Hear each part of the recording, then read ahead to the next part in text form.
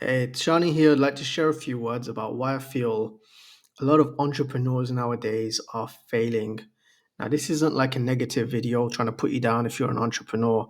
Chances are that these patterns that you're going through are exactly some things that I experienced myself, and I wanted to share them with you just so you don't go through these same struggles that I was struggling with. So, yeah, if you recognize any of this in yourself, let me know and just like see what you can do to shift those patterns, because ultimately, if you shift the patterns, then your life can change, just by recognizing and shifting them. So, first of all, what is the big problem here? I think the biggest issue that I'm seeing when it comes to entrepreneurs is the fact that we don't have a mindset of an entrepreneur. Like, that's not something that culturally we're passed down. Like in society, we're not taught to think outside the box. When we go to school, we're taught to obey, we're taught to listen, we're taught to behave. And these are all qualities that go against the entrepreneur's nature. So if we are a good student, if we pay attention, if we like actually listen in school and observe and just like do the homework and follow what the teachers say, like that doesn't translate to becoming a good entrepreneur. Actually, like that kind of behavior leads you to expecting people to tell you what to do. So you actually make a good worker, a good 9 to 5 worker.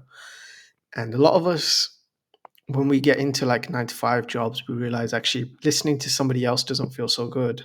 I don't want to be here sitting here like this guy telling me what to do. He doesn't know what he's talking about. I can do something myself. Like maybe it's not in the field of my job. Maybe have a passion for something. I want to get into breath work. I want to become a yoga teacher. I want to do something more meaningful with my life. And when we have that desire and that passion for something, we feel like it could lead to another path. But then when we get there and we try to like turn this passion into a business, what we realize is actually it's a lot more work than we expect. And there's certain elements of it that you maybe don't like. You're like, okay, I enjoy facilitating, I enjoy the coaching, I enjoy breathwork stuff, but I don't like sales, I don't like the marketing, I don't like dealing with clients, I don't like this. And then you realize that actually there's a big difference between the things that you do as a business owner versus what you're doing as delivering services within the business. And they're almost like two separate people. And you need to be both of those people unless you have investments. So when an entrepreneur starts, they don't fully appreciate like the magnitude of the quantum leap that they're making.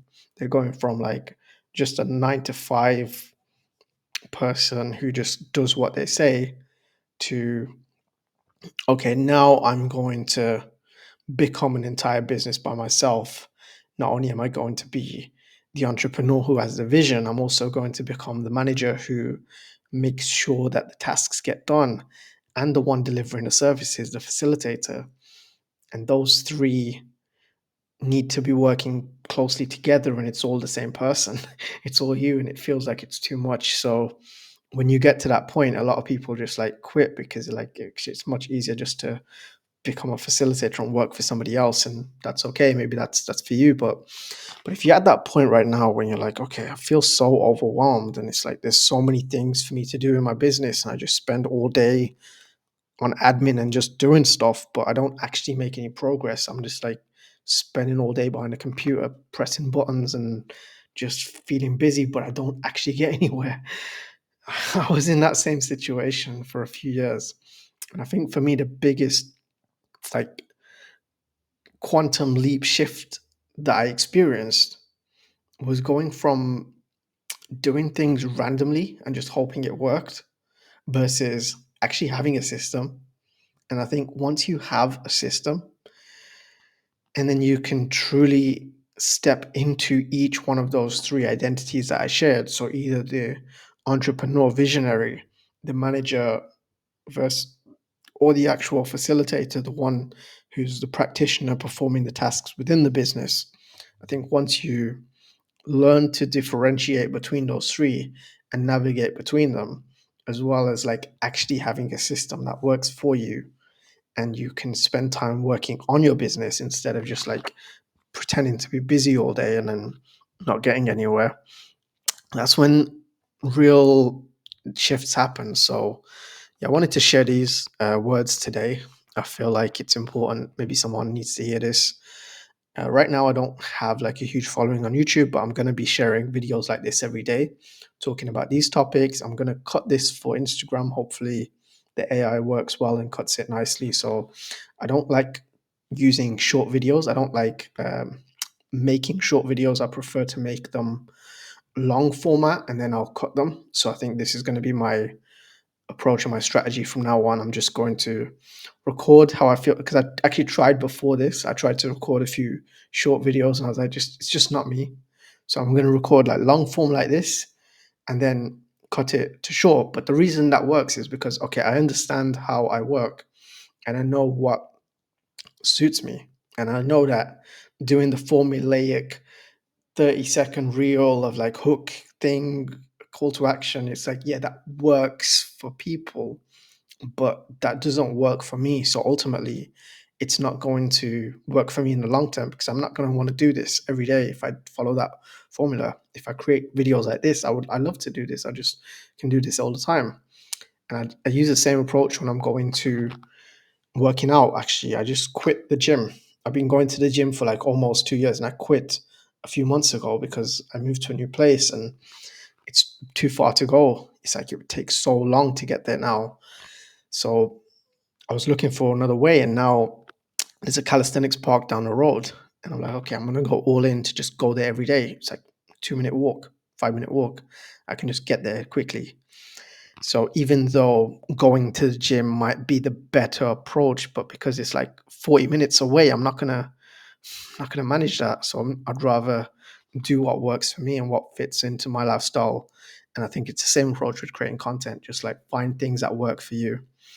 And when it comes to entrepreneurship as well, it's yeah, I think there is a thing like a formula that works generally, but it's more about the mindset. It's more about letting go of these identities that we've had for so many years of like the follower, the one who is like the good student, the good worker, the good son, the good daughter, whatever.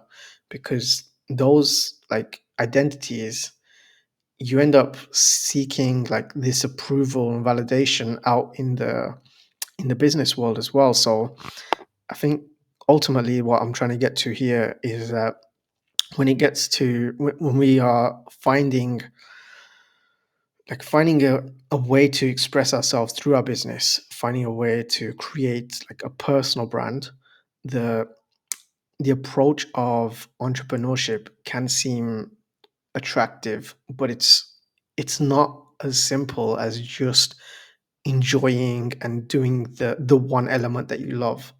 There are going to be parts of it like s- KPIs, tasks, task lists, and things like that that maybe are not so appealing or attractive to you, but you have to keep yourself accountable. And one of the biggest bullshit like things that I hear in the spiritual community is this whole go with the flow or like thing where people use like this as an excuse to not actually follow through on what they need to, and they can bypass a lot of work that needs to be done. But then on the other side of it, it's not all about just doing the work and focusing on the work. It's like it's a full balance between the entrepreneur, the manager, and the facilitator. And I feel like this is the key message that I want to share in this video, is having a clear balance between your inner entrepreneur, your inner manager, and your inner facilitator to allow you to flourish in your journey of entrepreneurship. So thank you for watching this video and see you on the next one.